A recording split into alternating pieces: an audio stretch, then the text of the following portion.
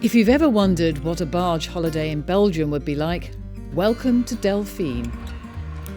She's 27 metres long, 100 tonnes, and has been completely refurbished by Tim and his wife Karina, who now live on board.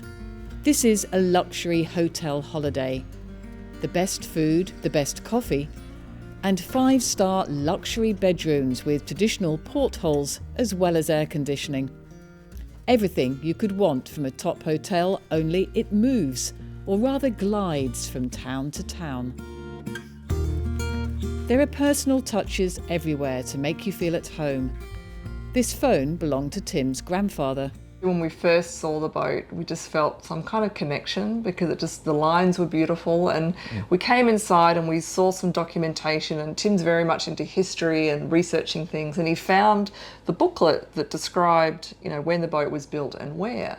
And he's like, Karina, this was built in Belgium. And we didn't realise. No, we hadn't And realised. it just felt like everything had fallen into place and this had to be our boat. So why Belgium then, Karina? Well, I think that we like the idea of being intrepid travellers in a new place that isn't saturated with tourists. So we like the idea of starting something new and different. Because there's a lot of history here, isn't there? And you're exploiting that in terms of the tours that you do. Yes, we definitely want to focus on the history and the food and the culture as much as we can to give people a real taste of what's special about this country that they may not have realised. We really want to take people through a journey through Belgium. We want them to experience, from the height of its medieval period in Ghent and Brugge, and in these two powerful cities that were really, like at one stage, Ghent was the second largest city in Europe after Paris. So it's got amazing buildings, amazing history, amazing architecture.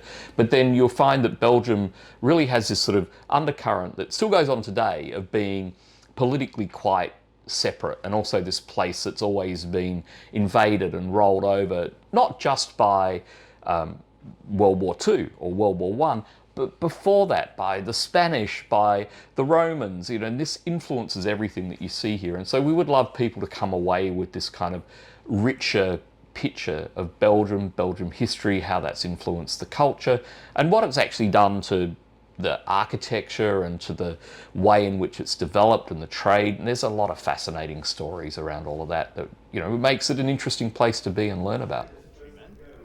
One of the tours on the trip is given by Yves, a local historian and expert on the First and Second World Wars. He will take you to the 22-storey museum, which is also a memorial commemorating the Belgian operation from 1914 to 1918. You can still walk through the trenches on the front line, where soldiers from both sides lived just 100 metres apart.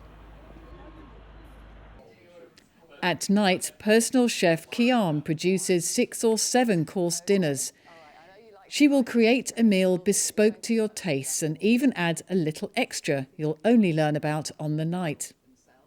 This is my love language. When I'm creating for a few people, this is like special guest for me. So I kind of concentrate on what I'm going to make. It's not kind of like in a restaurant, it's like working in a factory. And with this, it takes me time to come up with something special. And all the dishes are self-made, my own creation. Delicate, tasty dishes. Butter, garlic, served with avocado, mango, and strawberries. Ooh, yum. Enjoy. Thank you. Mixing flavours you've probably never thought of. A highlight of this bespoke holiday. I think what we're trying to deliver with Delfine is a luxury experience, and to give people something that they don't normally get themselves at home.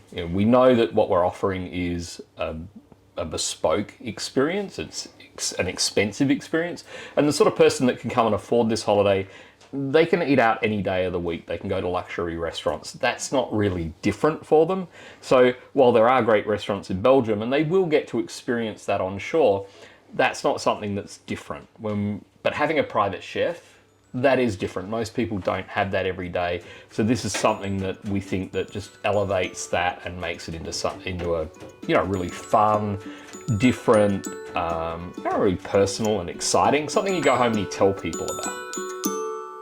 So we always knew that we wanted this to be very professional. This is not a renovation that a couple of people have thrown some ideas together. We worked with professionals from day one. But what we had to do was we had to gut the boat, right? Like, you know, the windows remained, but that's about it. You know, we really brought the boat back down to the floor. So. But it's important, isn't it, though, to marry the original truth of the boat with what you're doing We now. kept as much of the woodwork as we could, because that's what really creates warmth and texture in a space, and, you know, gives you that feeling of history and being in truly an old boat.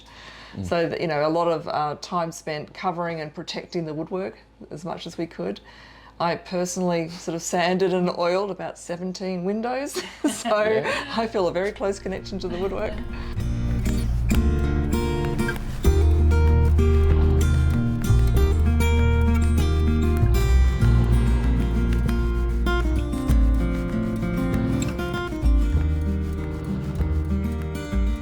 The other thing about this this particular canal is it's higher than the land. It gives you a really nice vantage point, doesn't it? It does, yeah. Like we can see some cows over there. You can still see the signs of life. You know, there's people travelling around. Yeah, I really like that vantage.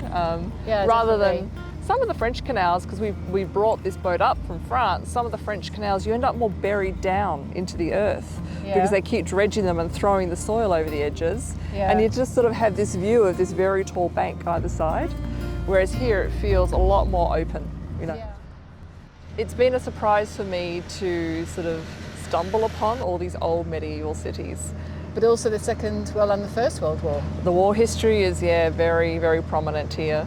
And you just kind of feel it when almost every village has a memorial. And if you haven't yet visited Bruges, the capital of West Flanders, this is your chance. When you're alone and life is making you lonely, you can always go downtown. When you've got worries, all the noise and the hurry seems to help, I know. Welcome to Belgium.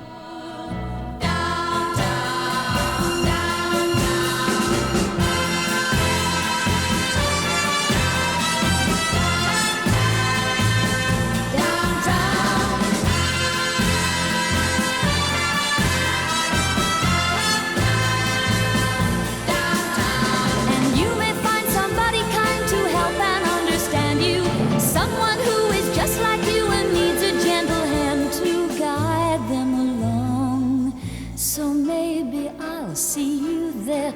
We can forget all our troubles, forget all our cares. So go downtown. Things will be great when you're downtown. Don't wait a minute more. Downtown. Everything